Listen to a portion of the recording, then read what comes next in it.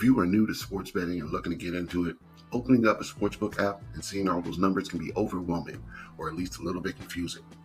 You just want to bet on the Mavs to win the game, but there are tons of different options. There are point spreads, over-unders, money lines, team totals, prop bets, and many, many more depending on your sportsbook and your favorite sports.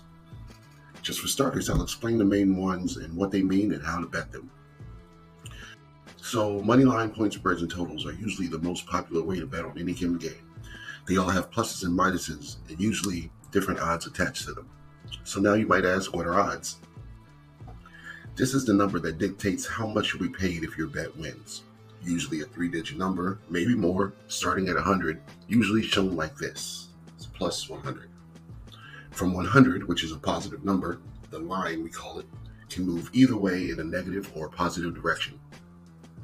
Favorites are shown in negative numbers, and underdogs are shown in positive numbers, which to me seems counterintuitive. And of course, you make more money by betting on the underdogs or the plus money. And on the flip side, you get less of a return by betting on the favorites. Here's an example of an NBA game from this past 23-24 season. The Cleveland Cavs are favored over the Charlotte Hornets.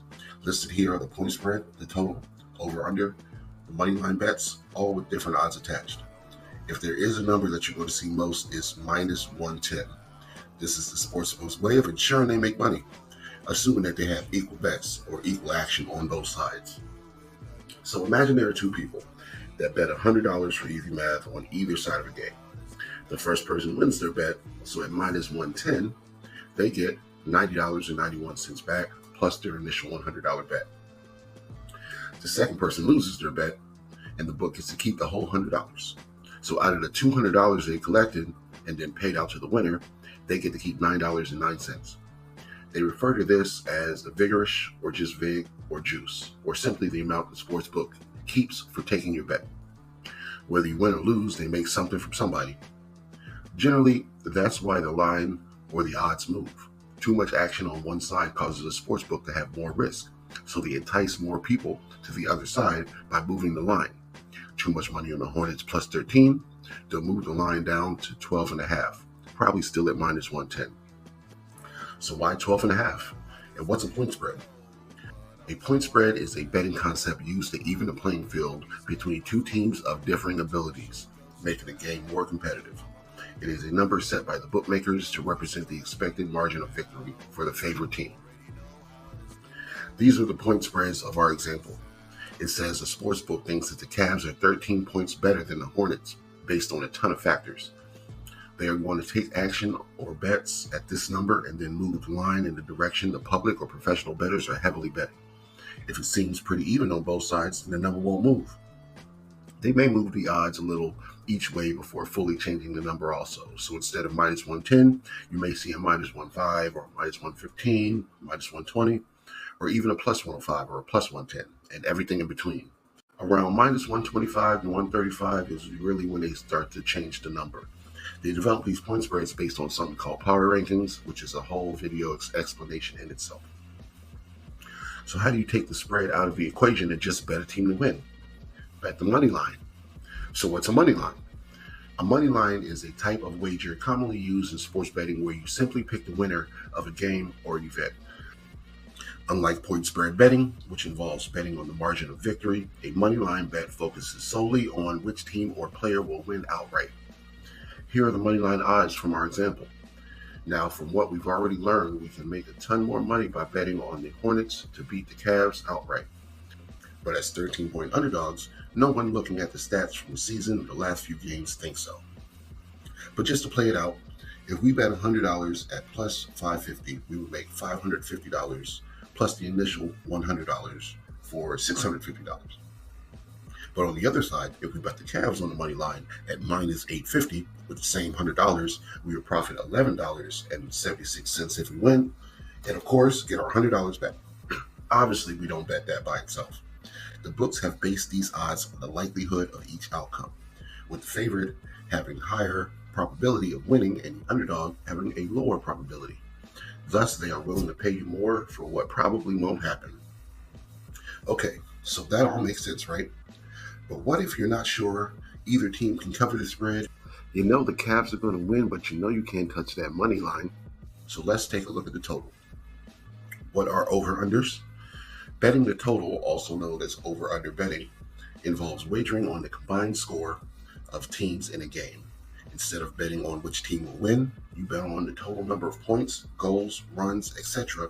scored by both teams will be under or over a specific number set by the bookmaker. Now, the total in our example is 210.5. Since I haven't mentioned it yet, the 0.5 or the half points are to ensure there is a winner or loser for the bet, a 50-50 proposition. Since you can't score a half point, this makes sure that there is no tie. What if there is no 0.5 and it lands directly on the number? Well, that, my friend, is called a push, and it is a tie with the sports book, where you get the amount that you bet refunded back to you.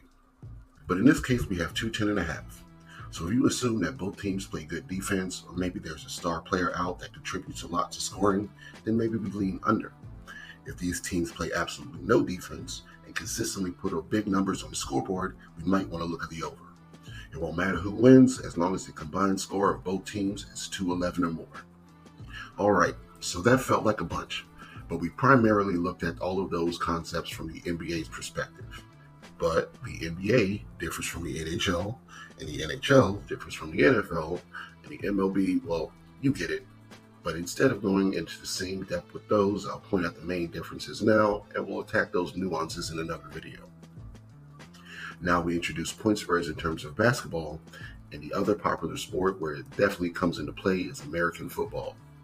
In the NFL, points are mainly scored in 7s and 3s, which makes the spread important at those key numbers.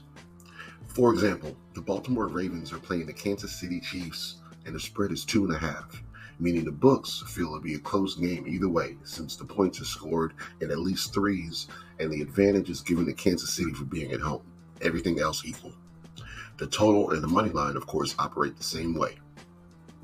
But in this example, we see the Cincinnati Bengals are 9.5 points better than the New England Patriots on their home field. And the total is lower than our last example, so the sportsbooks expect the Bengals to win comfortably by double digits in a lower scoring game. Your job is to figure out if you agree with what those numbers are telling you at face value. If you disagree, because the research you've done, you'd bet the Patriots not to lose by more than 9 points. But let's see who they put at quarterback first.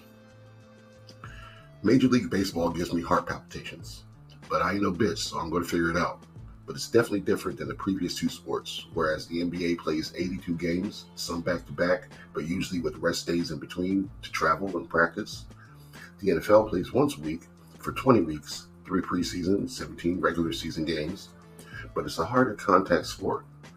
Baseball, however, plays 162 games in a 3 or 4 game series, and it feels like they only get days off to travel. Games rained out, just play 2 tomorrow. And I feel it's the most important sport to be up on everybody's current stats. Before a sport's better, there are so many ways to attack baseball, you don't want to ignore it.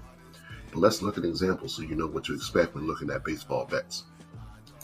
So this says that the Orioles are at home against the Cubs. The home team will always be listed at the bottom in this format. The other ways you'll see it across all sports is Team A at Team B, but I digress. The Orioles are favored on the money line, but now we aren't seeing as many even numbers in increments of 5 or 10. We see Baltimore favored by minus 156, and we see the Cubs are plus 132. Instead of a point spread, we have a run line, which is always set at 1.5 with different odds attached, which says that you either expect the favorite team to win by 2, or you expect the underdog not to be able to lose by more than 1 run, or win the game. And we see a total of 9, assuming that we are going to see a 5-4 game, maybe a 6-3 game, or a 6-4 game for the over, but each game has a chance of being 1-0 type of game if the pitching is amazing, or having a football type of score if there's a breakdown in that department. Now, admittedly, I'm not a hockey savant, but I did just bet the Stanley Cup the last 2 seasons, and living in Florida, my Panthers just lifted that sucker, so I can't leave the NHL out. Similar to baseball, we have random number money lines and lower totals as goals are scored slowly and one at a time.